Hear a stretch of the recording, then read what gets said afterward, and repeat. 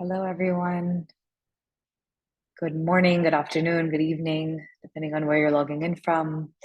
I can see a number of people are coming in now, so get started in just a minute.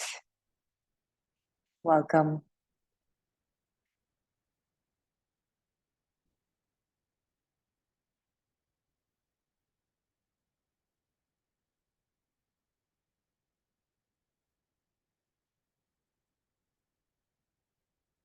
Okay, I think I'll give it a go because we do have a packed agenda and we want to make sure we get to everything. Welcome, everyone, once again. My name is Annie. I'm the Asia Regional Manager at the Business and Human Rights Resource Center. It's a pleasure to be asked to moderate the session today and really looking forward to the discussion. We have a wonderful panel with us that I'll introduce in just a second. But maybe just to start, to kind of set up the context for this discussion. So as illustrated by the data we at the Business and Human Rights Resource Center have collected in our Transition Minerals Tracker, abuses of rights and environmental degradation remain a reality in transition mineral extraction, reinforcing the need for strong action by business, investors, and governments.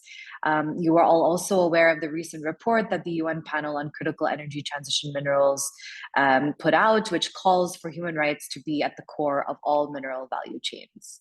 So in light of that, this is the first part of a two-part webinar series that will discuss key developments in responsible sourcing of minerals that are required for batteries as part of a just energy transition.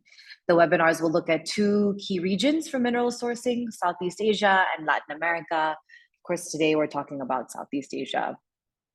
The two-part webinar series will aim to answer a couple of questions, namely, what are the new obligations under the CSDDD or the EU battery regulation?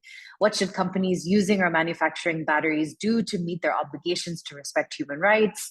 What impacts does transitional mineral extraction currently have in key regions? And what are investors' expectations towards companies? And what is the role of investors in undertaking human rights due diligence? So again, we'll focus today on responsible sourcing of battery minerals from Southeast Asia. And we will, in this discussion, outline the specific human rights context in the region, including a deeper dive into nickel in Indonesia, with perspective from civil society, industry, and investors. So maybe just a brief intro to the speakers. So we have with us today Pochoy Labog. He's a Southeast Asia regional researcher at the Business and Human Rights Resource Center.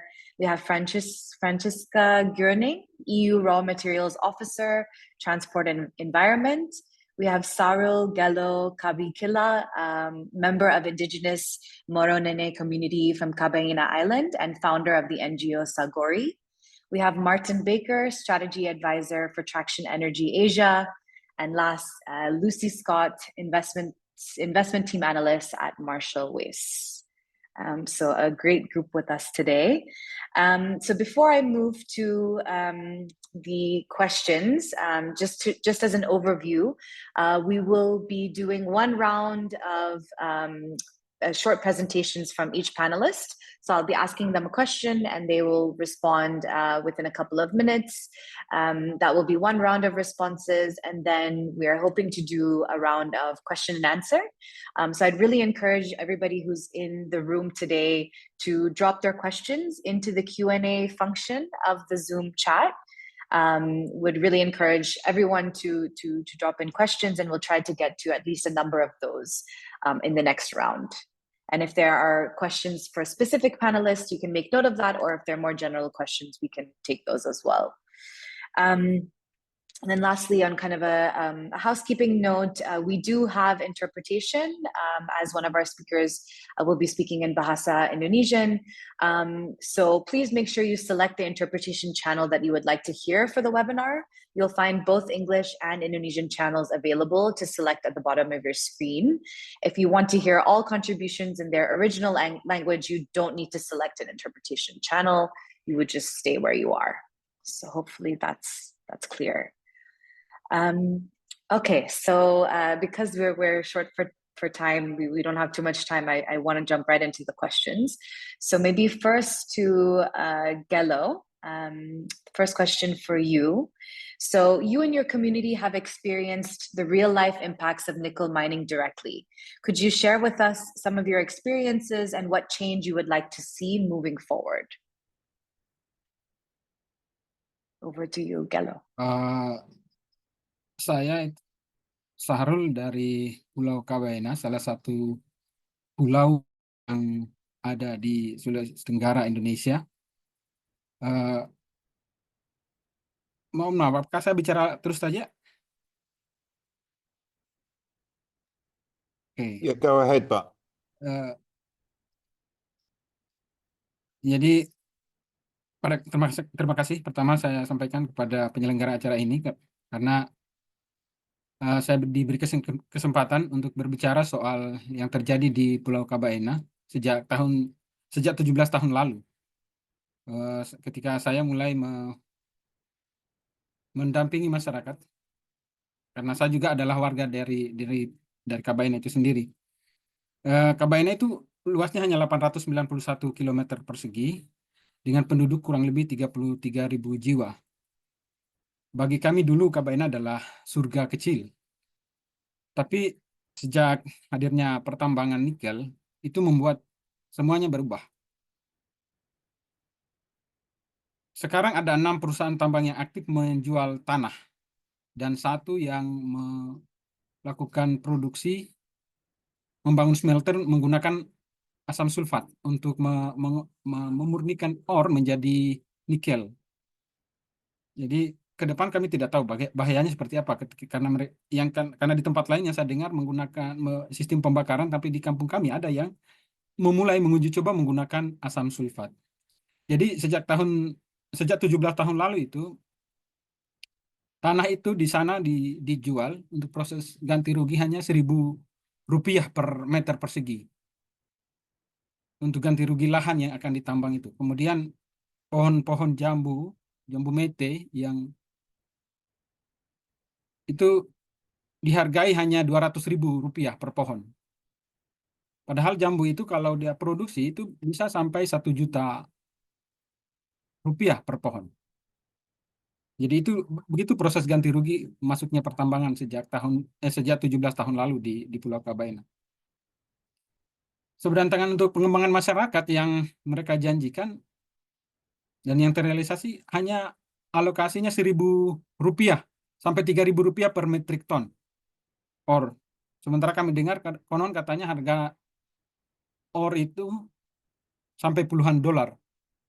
Jadi bisa Bapak Ibu bayangkan berapa yang didapat oleh masyarakat lokal dari setiap metrik ton ore yang dijual, yaitu hanya kurang lebih Rp1.000 sampai Rp3.000 per metrik ton. Jadi meskipun sudah ada kesepakatan seperti itu, pengalaman yang kami lihat dan yang kami rasakan, kami masih harus juga mengemis ke perusahaan untuk menuntut hak-hak itu yang Rp1.000, Rp3.000 metrik ton itu. Apalagi kalau yang dari awal kami menolak kehadiran perusahaan, pasti kami akan dipersulit. Jadi selain itu, hadirnya pertambangan juga membawa konflik yang memecah belah kami. Seperti konflik antar warga soal tanah, konflik antara masyarakat dan pemerintah desa, serta konflik dengan perusahaan yang sering melibatkan aparat keamanan. Sudah dua kepala desa yang berani melawan perusahaan, kemudian mereka dikriminalisasi dan di penjara karena menolak bekerja sama dengan perusahaan. Saya sendiri pernah ditangkap tahun 2008, tapi tidak sampai di penjara, hanya diinterogasi. Kemudian saya ya sedikit diintimidasi supaya menghentikan aktivitas saya mendampingi masyarakat.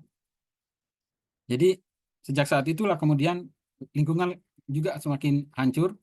Bahkan ada beberapa sumber mata air warga yang terganggu.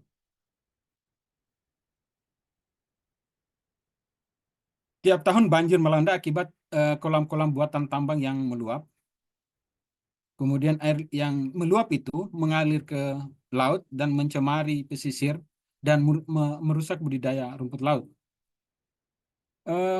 Dulu itu di kampung kami dikenal penghasil ikan.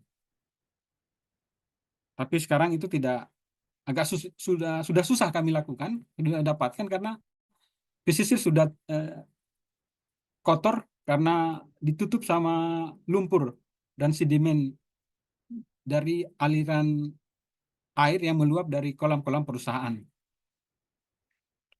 Eh, di Kabaena juga ada suku Bajo yang dan mereka sangat merasakan dampak dari kerusakan lingkungan itu. Bahkan mereka sebenarnya mendapat juga perlakuan diskriminatif dari penduduk di penduduk lokal, penduduk asli yang suku Moronene karena mereka dianggap pendatang. Jadi tidak seperti semacam mereka itu dianggap diminta untuk jangan terlalu banyak bicara soal lingkungan karena Pulau Kabaena itu adalah milik suku Moronene seperti itu ya. Kemudian selain itu ada juga intimidasi yang dilakukan secara halus dan secara terbuka yaitu dengan cara apa yang dilakukan oleh karyawan perusahaan yang direkrut dari penduduk lokal. Jadi penduduk lokal itu yang direkrut menjadi karyawan kemudian mengajak masyarakat yang kemudian mempengaruhi masyarakat yang tidak mau menjual lahannya untuk mau menjual, kemudian menakut-nakuti bahwa kapan kau tidak jual lahanmu itu kau tidak akan bisa juga gunakan karena di sekitar lahanmu itu akan dikeruk dan kau tidak bisa lagi melewati. Jadi seperti itu bentuk intimidasi atau teror yang mereka lakukan. Nah, secara ekonomi untuk sekarang karena masih ada aktif memang masih aktif perusahaan memang eh, karyawan ini masih bahagia karena masih punya gaji untuk membeli bahan pokok. Tapi kan banyak warga yang tidak menjadi karyawan dan itu mereka merasakan dampaknya harga-harga ikan itu yang sebelumnya satu ikat itu bisa mereka dapatkan 5.000, 10.000 itu sampai 2 kali lipat harganya. Itu membuat apa namanya berat bagi masyarakat yang tidak bekerja di tambang. Jadi intinya memang pulau kami itu dirusak, kemudian kehidupan itu sudah mulai hancur dan ini kami anggap adalah sebuah bentuk eh, pembunuhan secara perlahan-lahan. Apalagi sekarang saya dengar ada apa namanya transisi energi itu energi ramah lingkungan.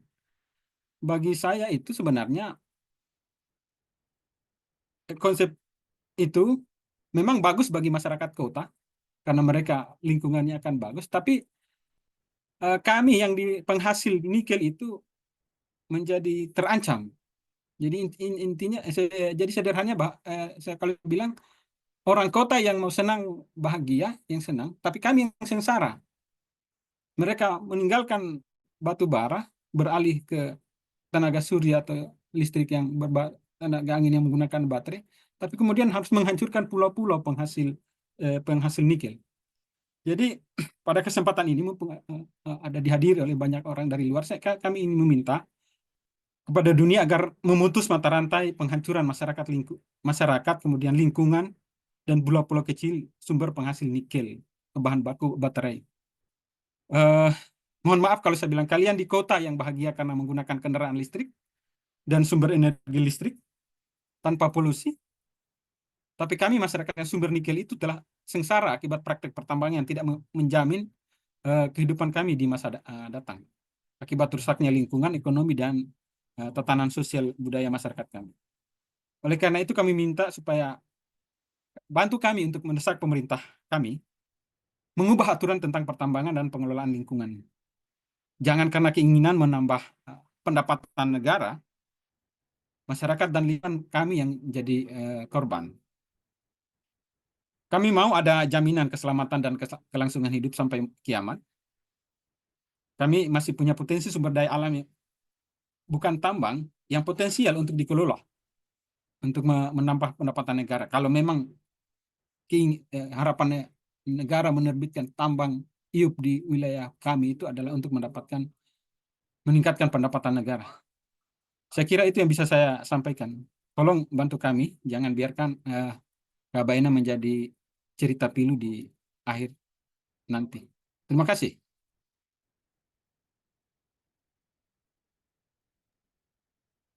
Thank you so much, Gelo. Very powerful first-hand account. I think it really illustrates the serious and real impacts that nickel mining extraction has on people, communities, livelihoods, environment. So thank you so much, Gelo, for joining us and sharing that. I'll now move to Francisca. So it's a two-part question. So maybe to you, Francisca, the first part. You've been closely monitoring policy developments at an EU level. Can you share with us the highlights in terms of new corporate obligations, including, for example, under the EU battery regulation, or other such developments at the EU level? Yeah, thanks for the question, Annie. And yeah, thank you so much for organizing this webinar and yeah, having us here. And also thank you, Sahrul, for sharing the experience. Very important to hear yeah, your story. So yeah, Annie, as you say, the EU has passed several pieces of legislation that ramp up the due diligence obligations for companies, which can therefore enhance clean battery supply chains if they're implemented thoroughly. So TNE has followed, for instance, the batteries regulation and also the Corporate Sustainability Due Diligence Directive, CSDDD. And both pieces apply across commodities. And the CSDDD aims to make sustainable practices a baseline requirement for companies that want to do business in the EU. And the batteries regulation is really more focused on the battery minerals specifically, which are lithium, nickel, cobalt, and graphite. And yet TNE thinks that these regulations are crucial for creating more sustainable and transparent supply chains. But yet to see really the change, the implementation must be done thoroughly to ensure that these regulations truly drive change. And this means that companies need to engage with suppliers and affected right holders. Maybe to illustrate a bit what the regulation does, the batteries regulation, and what is expected of companies. So yeah, the battery regulation has been adopted in 2023 and is one of the most ambitious legislative efforts in this regard to target sustainability in the battery supply chain. And the regulation requires companies that will place a battery on the EU market to develop a due diligence policy aligned with international standards, supported by strong company management systems. It also requires to establish traceability systems to track materials back to the mine, to implement grievance mechanisms and strategies to address risks that have been identified in the supply chains. And they also, the regulation also requires to have supply chain practices verified by independent third parties. And these obligations will apply to all economic operators that will place a battery on the EU market, regardless of whether they are EU-based or international. And yeah, as I've said, proper implementation is crucial now. And this really underlines the need for proper due diligence and not shifting responsibility on other things, for instance, certification schemes. So what the EU batteries regulation has done, for instance, is that they allow companies to use due diligence schemes as a tool to support compliance, not to replace, but to support. And we also, as TNE, say that this should never replace active and comprehensive due diligence on the ground, as such schemes often just provide a snapshot of compliance at a single point in time and often overlooks ongoing issues. And it should not be a box-ticking exercise for a company, but it should really be a genuine supplier engagement with risk mitigation. And when it comes to certification schemes, TNE supports IRMA, the Initiative for Responsible Sourcing Assurance, which in our review today is the strongest standard that is able to provide information transparently, and not only to companies, but also to civil society. And IRMA's strength is also that it's an equal multi-stakeholder governance being co-designed and co-governed equally by all rights holders. And also another strength is strong audits of mining sites that are also made public.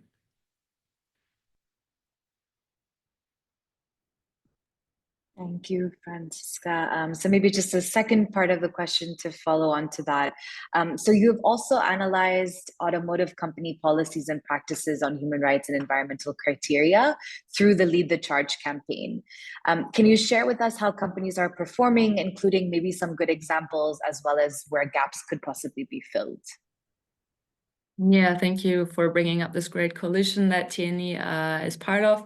So yeah, Lead the Charge is a global network of local, national, and global advocacy partners working on equitable, sustainable, and fossil-free auto supply chains. And also here, our main message is that automakers must leverage their influence to create sustainable supply chains, focusing on collaborative supplier relationships and also robust accountability mechanisms. And each year we publish a leaderboard, which evaluates automakers on their commitments to sustainable supply chains, responsible sourcing, and human rights due diligence. They also have chapters on fossil-free supply chains and steel, for instance. But a large bit is on the human rights angle.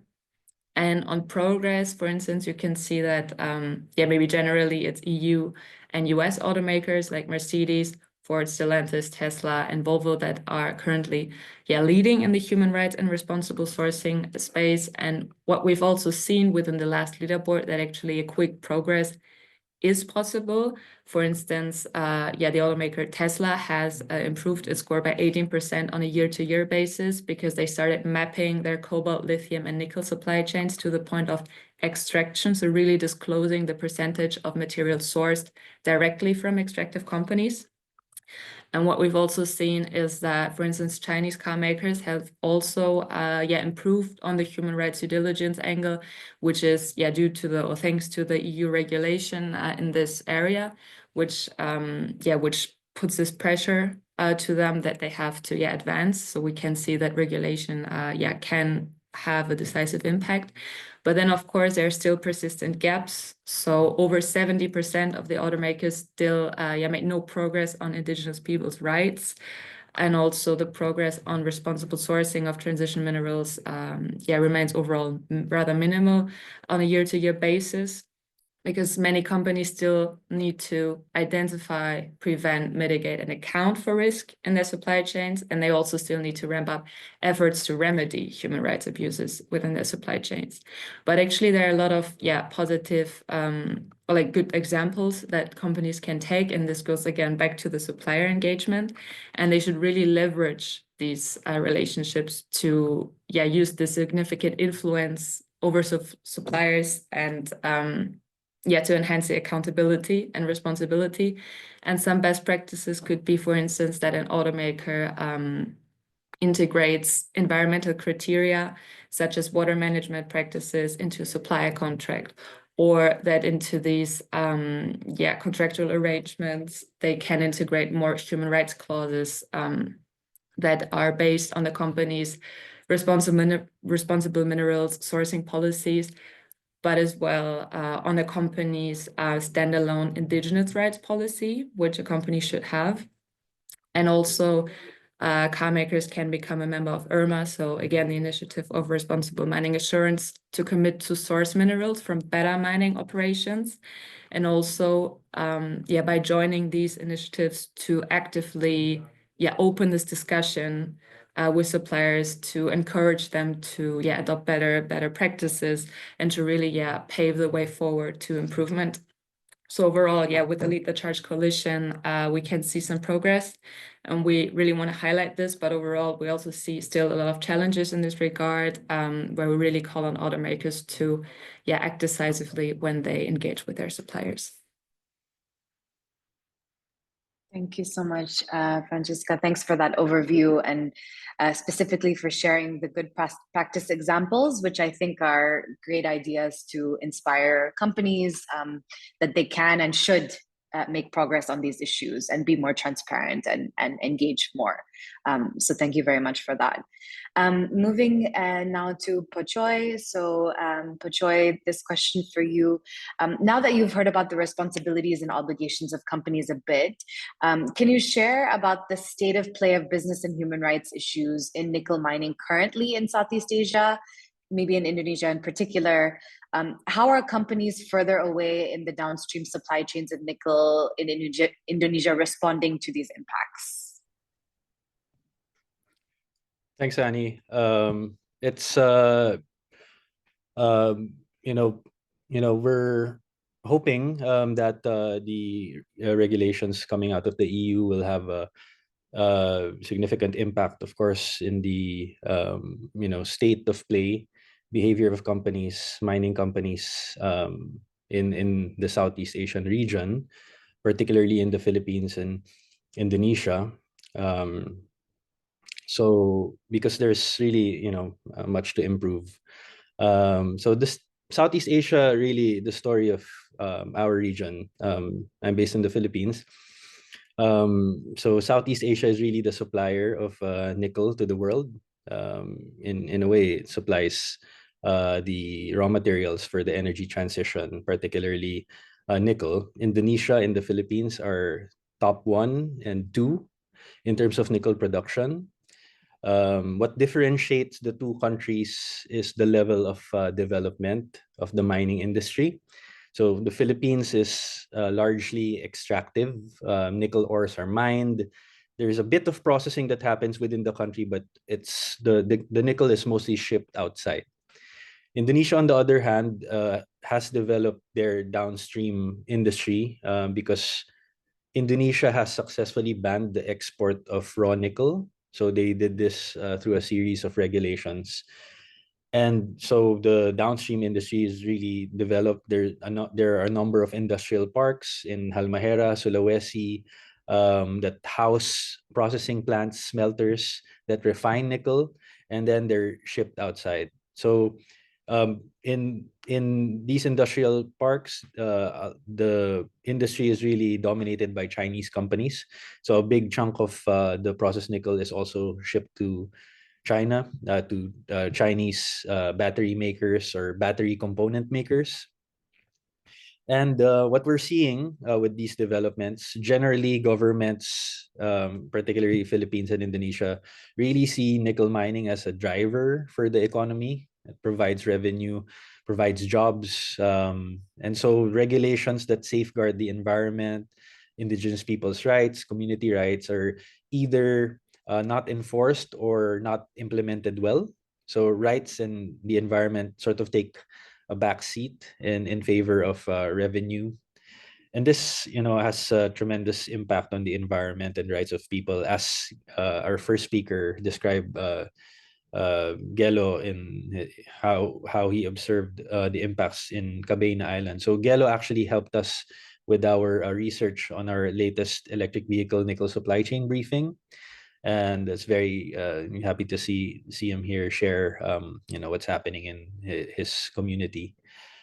But it's the impacts are largely the same when it comes to mining, right? There's impacts on the environment, impacts on the water, both the pollution of the water and affecting access of communities to water. Deforestation is particularly in Indonesia. At least 76,000 hectares have been of forest have been cut down, and in the industrial parks, they are actually powered by captive coal plants. So these are coal plants that are not connected to the national grid, but only power the industrial parks. And it accounts for 15% of the coal consumption of the entire country. So that's sort of, for a country like Indonesia that has a just energy transition partnership, this is very alarming. And we also showed in our latest research that there has been mining in small islands in Indonesia. Gelo already mentioned mining in Kabaena, and there's mining in Bawoni. These are very vulnerable islands, less than 2,000 square kilometers, supposedly prohibited to mine in these areas because of the vulnerabilities. But there are mining concessions affecting the environment and the people. And the other impact area that we're seeing is impacts on labor, particularly in the nickel processing areas, on worker safety, There are reported deaths and injuries, both of local workers and foreign workers, particularly Chinese workers in these processing plants. So that's the state of play. In terms of the companies, the buyer companies that are sourcing nickel, or that have nickel in their supply chains. So in our latest briefing, electric vehicle nickel supply chain briefing, we reached out to 21 EV companies, but only 4 responded. And their responses are not very substantial in our study. We asked about their supply chains, whether or not they source nickel from Indonesia, but the responses are still very vague and opaque. Of course, the buyers we're seeing are aware of these impacts. We are seeing more. We're hearing more reports of initiatives from these companies, electric vehicle companies. Tesla was mentioned. They had a public statement in their impact report on the need to establish no-go zones in terms of mining in indigenous people's land. There's also one battery component manufacturer that revealed the supply chain that they source from Chinese companies that are operating in Indonesia. So that's quite revealing. But there's still needs a lot of improvement in terms of transparency and company policy and practice. But there's a lot of momentum that we're seeing. A lot of groups are covering this issue, and our hope is we can put more pressure into these companies in improving their sourcing practices. I'll stop there, Annie. Thank you. Thank you, Pochoy. I think that really paints a picture of kind of where we are in the region. And like you said, we really hope that the momentum will put the pressure that's needed on companies to improve not only their practices, but even the transparency, engagement, information sharing that we see is a bit difficult at this stage to get much of. So we really hope that changes direction. Moving now to Martin. So hi, Martin. Just wanted to ask you, we've heard some of the challenges Indigenous peoples and other communities are facing in the context of nickel mining in Indonesia. What policy interventions would you recommend at a national level? And could you potentially reflect also on how you expect EU policy developments to impact responsible mineral sourcing in Indonesia? Hi, thanks very much, Annie. First of all, Traction Energy Asia is a Jakarta-based policy think tank focused on speeding up Indonesia's transition to clean energy. One of our projects last year was to conduct mapping of Indonesia's rapidly growing transition mineral supply chain for EV batteries. We went to several sites and came up with a batch of findings about mostly negative impacts as well as some positive impacts on the local economy, and we packaged those into some policy recommendations, which we then tested with a stakeholder forum of actors from government and industry in Indonesia. As that wasn't existing, we were surprised to find out. So in addition to the EV battery supply chain mapping, which by the way is mainly upstream and downstream, there is a midstream just being developed, midstream being the production of battery components like anode, cathode separators. Most of that is still done in China, but Indonesia is developing that sector very, very quickly. I think before I go into the policy recommendations, I think it's important to understand the context. Pochoy touched on this a little bit. It's true with the Philippines as well, that Indonesia in the last couple of years has really ramped up its ambition to be one of the world's leading economies by 2050. It's called the Visi MS, the Golden Vision. By 2045, sorry, not 2050. Part of that is to extract as much value out of its strategic commodities like nickel as possible. And it has a slew of policies and regulations to speed up that capitalization of resources, such as and I think that Gelo in Kabaena and his community are suffering from this. There's something called a PSN, so it's a strategic national project that basically puts aside all of the most of the already weak environmental and social safeguards. So that's a big problem. And where that's applied, it rides roughshod over any existing regulations about not developing in small islands, in vulnerable small islands, for instance. Also, I mean, this goes back around 5 or 6 years ago. Indonesia recognized the importance of its nickel reserves, the world's largest, to the transition mineral supply chain, and had this ambition to become a global EV battery hub, and was already talking with China, which is the largest investor in the sector in Indonesia. And most of the negative impacts are concentrated in the areas with the largest nickel reserves, in Sulawesi, Central and Southeast Sulawesi, and also North Maluku, which includes Halmahera Island. As Pochoy touched on as well, there are already 2 huge industrial estates to exploit nickel for both EV batteries and also steel.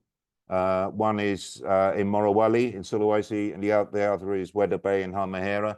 There are another 4 or 5 of these huge industrial estates planned, all of which, as Pochoy also said, are running captive coal for smelting. So all of our policy recommendations are built around addressing some of the as many of these negative impacts as possible.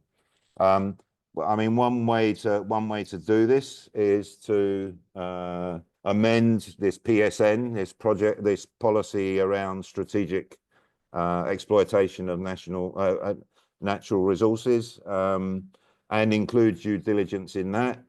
As Pochoy as Francesca mentioned, IRMA, the Initiative for Responsible Mining Assurance, and this is a positive sign, already has good engagement with the Indonesian government, which came out of a meeting that Indonesian government representatives had in America, and IRMA were invited. And right at this time, the first IRMA audit is taking place in Pulau Obi Island in off of Halmahera in North Maluku. That's a good sign. Another good sign is the ministry in Indonesia that's been driving the exploitation of nickel for EV batteries is the Ministry of Investment. But they already acknowledge, they already know that there's a global demand for sustainable minerals. So all of our policy recommendations are packaged around that to address what we found in our field studies, some of which Gelo has talked about. So it's not just the environmental. It's not just the environmental impacts, it's the social and livelihood impacts, including, actually, there aren't so many Chinese workers. They're mostly in the management positions in these industrial facilities. There's a huge influx of workers from across Indonesia. That's the biggest problem. That impacts local communities. They take a lot of the technical jobs. So our policy recommendations around building the capacity of local people to engage in this employment sector as well. There are waste management problems because of the huge population influx, as well as health and education infrastructure issues. So, but all of that being said, there are positive signs. You know, there's been a huge, rapid development over the last couple of years, huge negative impacts, but there are some positive signs. And when it comes to EU due diligence regulations, like the CSDDD or the CRMA or the battery regulation, I think it's important also to note that for Indonesia to comply, along with the Philippines, it needs, and other producer countries, it needs technical and financial support. Otherwise, you know, this will be an opportunity missed. I think I'll stop there. Thank you very much. Thank you so much, Martin. Thanks for sharing the policy recommendations. Great to hear that you've been able to start to test some of these as well. And very interesting that you pointed out that IRMA has had some engagement with the Indonesian government so far. We hope something fruitful would come out of that. Thanks also for pointing out the internal migrant worker issue as well, and the need for local capacity building in order for these local communities to be able to respond to this kind of population expansion in these smaller remote areas. So thanks for that. And now finally, thanks for bringing in this very important perspective on the importance of investor awareness of human rights issues, and specifically focusing on the need for the respective free, prior, and informed consent, FPIC, which is, as you said, not always mandated at a local level, but something that companies should strive to do over and above the local regulation. So that brings us to the end of the first round of responses by the speakers. I think we have a couple of questions in the chat, and again, please feel free to keep dropping those in. So I was just going to ask, thanks, Martin, for the translation of that one question. So maybe I'll come to that second, but maybe first to you, Pochoy, a question that came through about the Resource Center. So has the Resource Center ever tried to contact company lenders like the IFC, World Bank, to push company through its lender? Thanks, Annie, for that question. So we have in the past, we have our company response mechanism plus, but unfortunately, we haven't done this in the transition minerals, at least the nickel mining that's happening in Southeast Asia. And that will be, you know, we're in discussions. That will be the next step, since, you know, we've been reaching out to the companies in, you know, different levels, the buyers, mining companies, also processing plants and battery makers. So this is something that we are we're discussing and you know, looking to do in the future. Thanks, Pochoy. There's also an organization called International Accountability Project that looks specifically at development projects and their lending practices and the human rights impacts of them. So I can drop the link in. It's one of our partner organizations. I get the sense that maybe they've had some engagement with those lenders that you mentioned. So I'm happy to share a bit about that. And then there was a question in Bahasa that I think Martin kindly translated. So I'll just summarize it. It's about IRMA. So how important is IRMA's influence to implement violations of the rights of our member workers in Morowali, in the Morowali Industrial Park? In Morowali, the number of work accidents is very high, and the neglect of existing rules or regulations is also high. How can EU due diligence regulations apply to Chinese companies in the IMIP area in particular?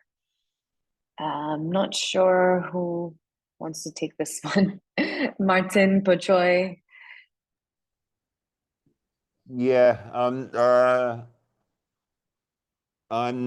not sure. I mean, it will be a slow process. I think we and others, because of the good engagement that IRMA has with Indonesia's government so far, think that's the best place to start. But we know that, I mean, IRMA are just conducting their first formal audit here after doing they were invited to do a voluntary audit of the Ministry of Investment and mining practices, but that wasn't that didn't include any on the ground visits. You know, that was a review of policies and things. So I mean, I think IRMA is the best chance, but in terms of how it could address issues that come up in industrial parks where there are many Chinese operations, that being the biggest investor, I think that will be, you know, that we'll have to see how that goes in practice. But it's also important to note that, and of course there'll be questions around the differing standards, but China is developing voluntary due diligence regulations around its EV battery operations overseas. So that might be that might also be an opportunity. So that would be a sign to many organizations working on this issue in Indonesia, for instance, to open up channels in China to pick that up, because it doesn't work from afar. You have to engage with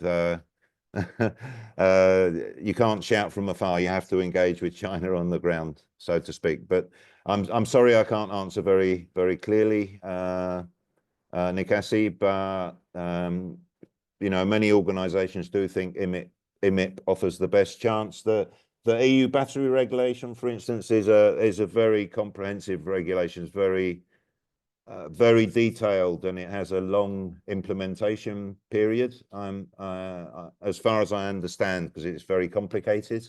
As I said, I think it would help a lot if the EU provided a lot more information about the kind of technical and financial support that would support Indonesia and other producer countries to comply with the regulation. That's it. Sorry. Thank you so much, Martin. Maybe to almost perhaps our last question that's just come in about stakeholder engagement, and I think that's a really important one. So the question is how the stakeholder engagement is going on at the level of production companies in terms of collaboration among government, civil society, NGOs. Currently, the audit on nickel production sites in Indonesia is happening. Would watchdog organizations, civil society, NGOs be allowed to be a part of the initiative?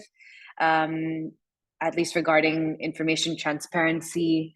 So I'm not sure, maybe Pochoy, any experiences on stakeholder engagement and how involved different stakeholder groups have been? Sorry, Annie, is this in with regards to Indonesia in particular?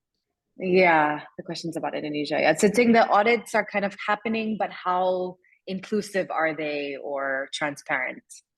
So we're just hearing some reports from our partner organizations, and I'm not even sure if you know, these are we can disclose the companies that are involved. But from what we're gathering, companies are, you know, doing a bit of consultations on the ground, consulting at least local CSOs. I'm not too sure if the affected communities are part of the consultations. But I mean, these are all reports, and not very out in the open, not very transparent. But I mean, at least these things are being done, and it's a start. I don't know, Martin, if you've been hearing anything from the ground also.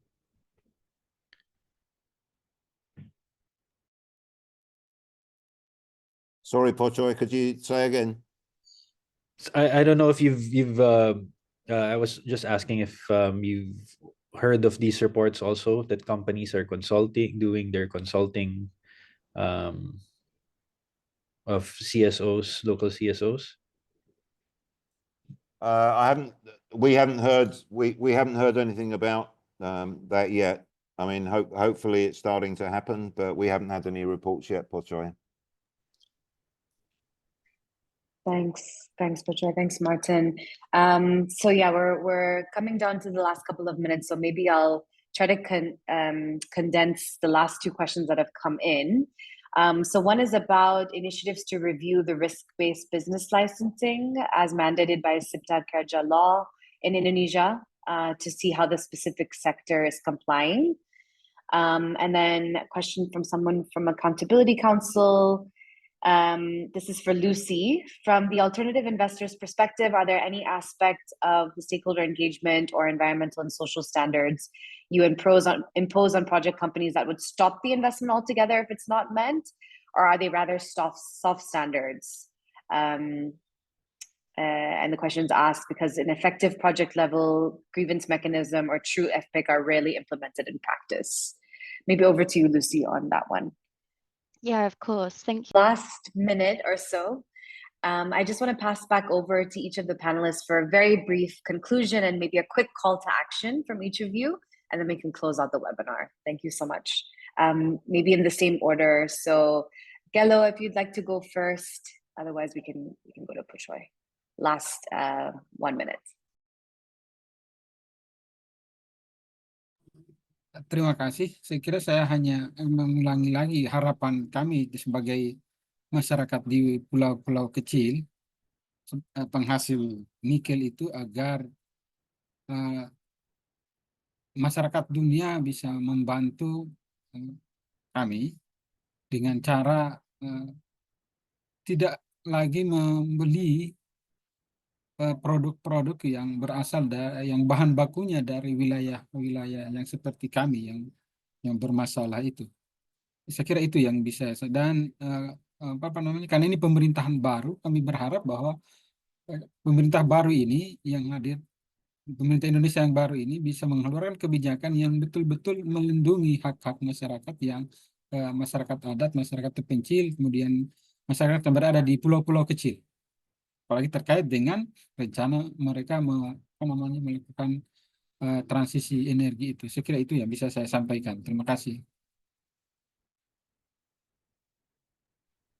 Thank you so much, Gelo. Pochoy? Thanks, Annie. Yes, just very quickly, I'd like to reiterate that in the transition to renewable energy, our hope is that we do this without sacrificing human rights, respecting the environment, and that that should be implemented throughout the supply chains of companies. So that includes the extraction of minerals, and this is really a responsibility of the buyer companies, and we'd like to double down on that. Cannot brush aside the real impacts that are happening in the countries like Indonesia and the Philippines. There are real impacts of nickel mining. Thank you. Thanks, Pochoy. Francesca, please go ahead. Yeah, thank you so much for organizing this very interesting webinar. Yeah, from my side, I'd say that, yeah, important regulation in the EU has been passed, and now it's really important to implement quickly. Also, maybe just on the question earlier from Nikasi on the enforcement and also what they will do with, Chinese companies in that sense. So everybody, every company, every battery operator will have to have their due diligence systems verified by an independent party, and there will also be market surveillance authorities to check the compliance.